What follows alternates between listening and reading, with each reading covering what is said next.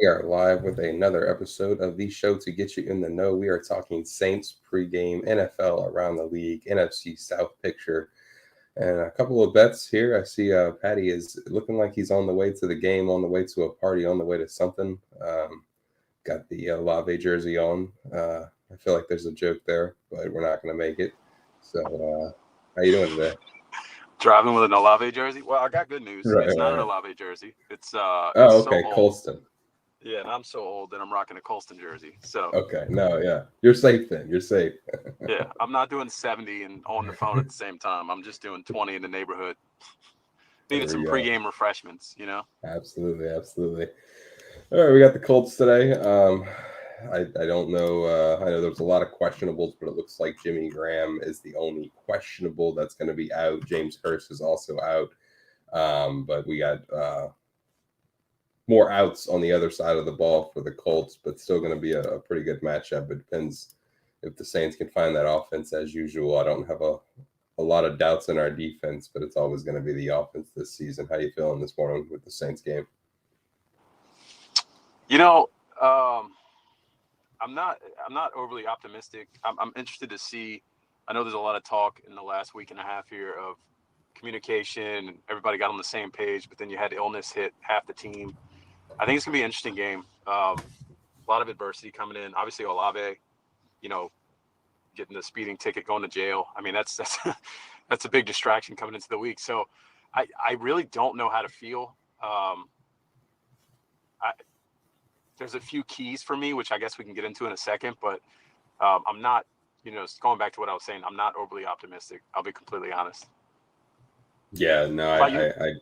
I definitely feel that it's one of those where, had that been, I don't know, I'm just gonna throw a random name in the pot. Had that been Jamal Williams, I don't think it's a big conversation because we haven't had any like other issues with Jamal Williams, but we've seen Derek Carr yell at Chris Olave a lot. We've seen the sideline conversations with Michael Thomas, Alvin Kamara, Derek Carr, and an offensive lineman on the sideline, and Chris Olave's on the bench sitting down somewhere. So it's just unfortunate that it's a guy who's already kind of going through a little bit of stuff right now. But he's still young. That's the biggest thing. In my post game article last week, I put in there that I put him in my bottom three for the stock down, but I still he's still an athlete. He's still an incredibly good receiver, and it's going to take the mental game for him. So maybe that's a wake up call that he needed. I know Derek Carr said that he they had a lot of good conversations, and he's in a good place now. We'll see if that translates onto the field, but I'm right there with you. The offense just doesn't give me a lot of hope. It feels like if we're going to win another game, it's going to be because the defense put some points on the board again, which is not ideal, but it's the way we're winning games right now. So we'll see how that goes. But yeah, You it's can, definitely going to be an interesting one. just thinking through that. I mean, listen, not that I've played at the same level ever, but you have, bad stretches with your wide receivers, and you kind of fall out of good graces, I guess you would say. You lose a little trust. You can talk all you want in between. If you get back on the football field and nothing comes of it, you're right back to that bad place. You know what I mean? Like it's not going to matter. So what I look at is how does Carr specifically, because that's where it's going to start.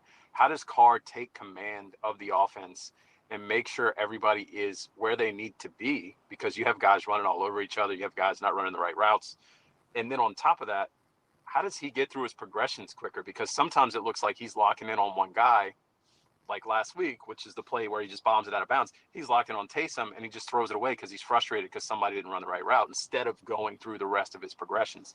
So it's gonna fall a little bit on Carr today and his poise and his ability to see things quickly against a really good Colts defense. That defense has been playing really well. Um, so it's going to be really interesting. I think, I mentioned keys earlier, and I guess I'd like to get your opinion too. Um, Keys for me today, really, I think you got to run the ball. You have to run the ball. Even if you're slamming into the wall, you got to find a way to game plan a run game, and you got to commit to it, whether it's Taysom, whether it's, I know Kendra was banged up last week. Maybe that was somewhat of an issue.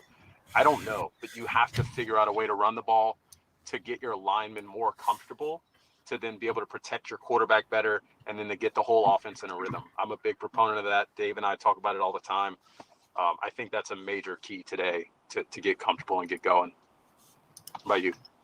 Yeah, no, I'm right there with you. I have my keys to the game. Number one was show the whole team's in a good place, right? Because I think a lot was focused this week, extended week, on the Olave situation and Derek Carr and him kind of making amends. But they weren't the only problem, right? Like the offense in general has kind of struggled. And like you said, progressions with Carr, guys maybe being in the same place or the wrong place, maybe running a hook instead of a slant or something like that. There's just been a lot of that going on, So my second key to the game, I just carried this over from last week because I just didn't see it yet up until the end, right? Last week at the end of the game, when we were just kind of running a 2-minute hurry up offense, we saw simplified routes. We saw a simplified playbook. Whatever we're doing right now isn't working. So I just put in there, shorten the route running and stick with the run, because it was last week's key to the game. We didn't really do it, and I feel like we need to do it. I mean, we have AK, we have, Jamal Williams, who led the league in touchdowns within like the 1 yard line last season. Like we have the tools to have an efficient run game. And, piggybacking on what you said, when you smack people in the face over and over and over again in the run game and you commit to it, those defensive linemen are not going to want to hit those gaps as hard as they were earlier. Those linebackers, if they know a big guard's coming through that hole, they're not going to want to put their bodies there consistently if you're committing to the run game. Eventually, you're just going to wear them down. The run game, you very rarely see an 80-yard play on the first run, right? Most of the time, it's a 2-yard gain or sometimes a no-yard gain. So I definitely agree with those. But, other than that, we'll kind of talk about what this game means a little bit, because right now the NFC South outside of the Carolina Panthers is very crowded. We got the Falcons at 4-3, the Buccaneers at 3-4, the Saints at 3-4. The Falcons are on a 1-win streak only because they beat the Buccaneers. The Buccaneers on a 3-lose streak, and the Saints are on a 2-game losing streak. So just a lot going on. I know the Bucs already played this week and they lost, which is good for us, but it feels like a week in the NFC South where Atlanta wins and we lose. It's all of a sudden looking like Atlanta has a real chance to just pull away, based on their schedule. So how do you feel about the NFC South? Do you see it trending in the current direction it is, where everybody just kind of stays in the same, group, or do you think one of the teams make a run for it? No, I think it's kind of deja vu all over again, last year and the year before, where you just every week you're going to have an opportunity to be tied for first place, regardless of how bad you're playing. Right. Your defense is playing well enough to keep you around 500. Every team is almost built the same way. Like, defense is playing well. There's questionable quarterback play all over the place. So yeah, I mean, I think today does go a long way. Obviously, if Atlanta loses and the Saints win, there's a lot of confidence back for a locker room that probably needs confidence. Likewise on the flip side, if Atlanta wins and the Saints lose, then you're really facing a lot more adversity, and how do you battle through that and really drag yourself back in? I think it's an interesting, pivotal week. We'll see what happens. Who's Atlanta got today? The Titans. Yeah, so it depends what Titans teams show up, because the Titans have played some really interesting football and then some really bad football. So it's one of those games where the bad Atlanta team could show up and the good Titans team show up, and we could get a win. But I'm fully expecting the Falcons to win, as much as it hurts me to say that. But we'll see how that goes as far as the just which team shows up, because we watched Atlanta play this year with certain teams, and you never really know what you're going to get out of Ritter. You never know what you're going to get out of that offense. And I know that post was going around Twitter this week with NFC South quarterbacks, and all three of them almost had identical stats on the top end. 1,600 yards, not very many touchdowns, relatively, a net negative interception for all of them.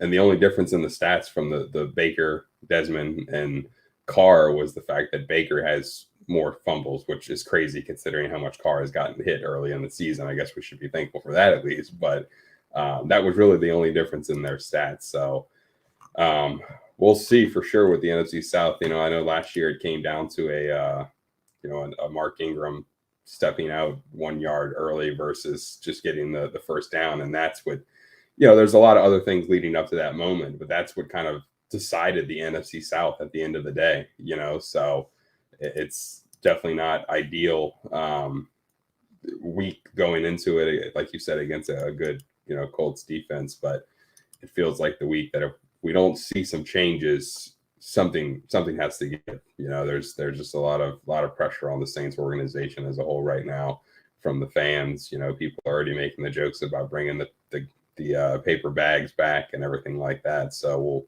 we'll see, but we'll kind of jump into some other stuff around the NFL. Is there any games that you're watching? I know we got the 49ers who have been, I don't know if I want to say sliding, but definitely not, on the up and up the last two. And then we got the up against the Bengals at home, and I kind of like the Bengals in that one. I know the 49ers are 5-2, but it feels like similar to the Saints, this is the game that the Bengals get it going. But is there any other games you're kind of watching around the league?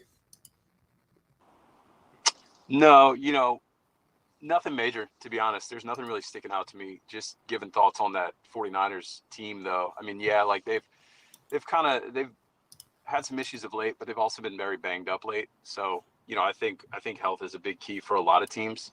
One thing that's jumped out to me lately is the Giants. All of a sudden, Daboll jumps in the offensive room and their offense is night and day better. Does that continue this week? Are they able to keep it rolling? And Saquon's more healthy. He's been banged up, but now you think he's probably back to 100%.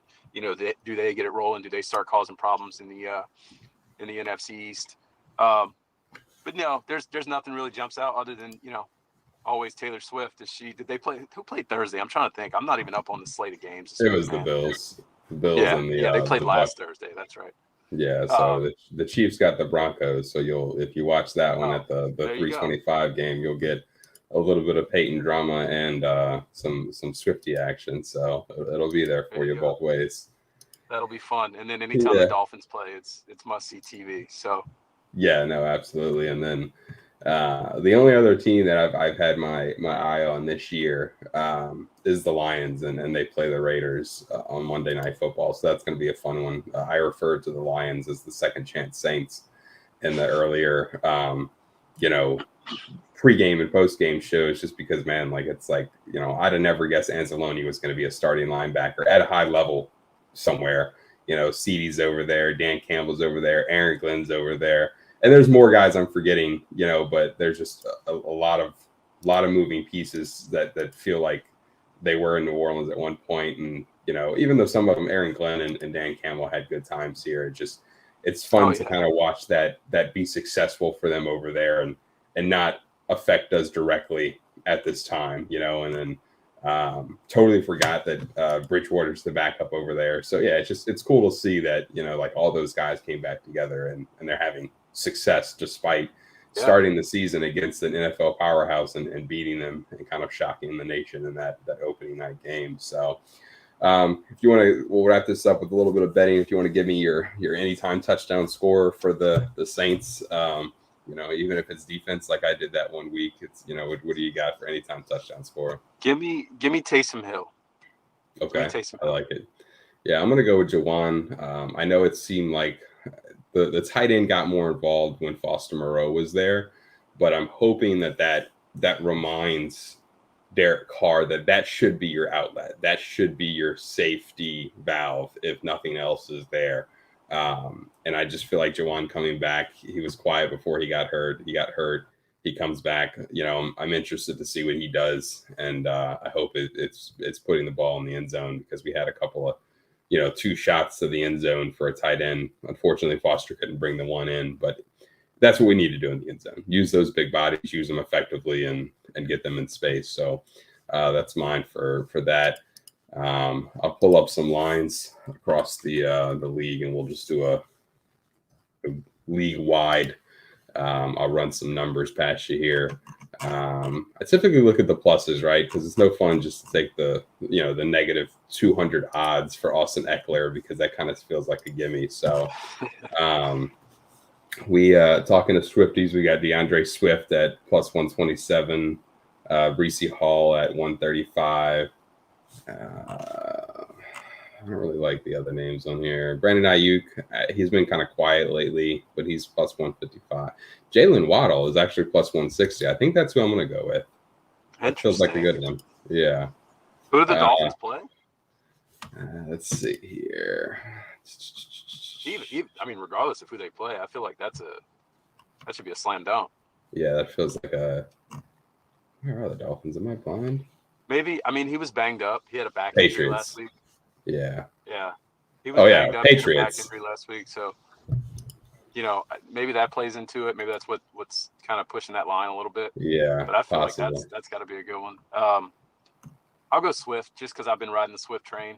It's tough with the Eagles offense because Hurts kind of takes a lot of that. But yeah, especially when you're inside the one where those guys should succeed, they're just going to do the old tush push. So, all right. Well, thanks everybody for stopping by. Thanks, Patty, for joining. Other than that, this is the show to get you in the know. Saints pregame. Make sure you tune in post game around 3:30 Central Time. We're going to be rocking a post game show, talking initial reaction around the league. We have some early action in the NFC South with the Panthers playing at noon, and then the Falcons playing at noon as well. So we'll have a relatively clearer picture of where the Saints stand directly after this game. So make sure you tune in. Peace.